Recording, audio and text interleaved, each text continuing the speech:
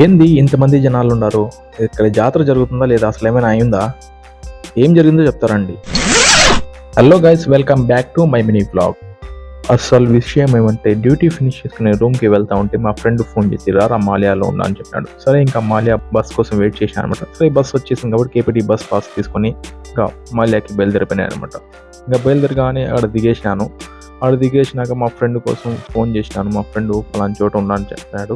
సరే ఇంకా మా ఫ్రెండ్గా ఉండే చోటుకి బయలుదేరుతా ఉంటే అసలు జనాలు ఎంతమంది ఉన్నారు చూడండి. అసలు ఇది జాతరనా లేదంటే ఏమైనా జరుగుతుందా నాకేం అర్థం కాల. సరే కుర్రోమొరని వాళ్ళ మధ్యలో నుంచి చెట్ట విడిపోయి మా ఫ్రెండ్ అక్కడ వెళ్ళా అనమాట. ఇంకా చీర కానీ మా ఫ్రెండ్ ఇంకా రాలేదు. మా ఫ్రెండ్ కోసం వెయిట్ చేసిన ఒక 40 మినిట్స్ తర్వాత మా ఫ్రెండ్ వచ్చాడు. ఇంకా రాగానే అక్కడ స్నాక్స్ తీసుకొని ఇంకా బీచ్కి స్టార్ట్ అవ్వనమాట. ఇంకా దారిలో వెళ్తా ఉంటే వాటర్ బాటిల్ మర్చిపోయినాము.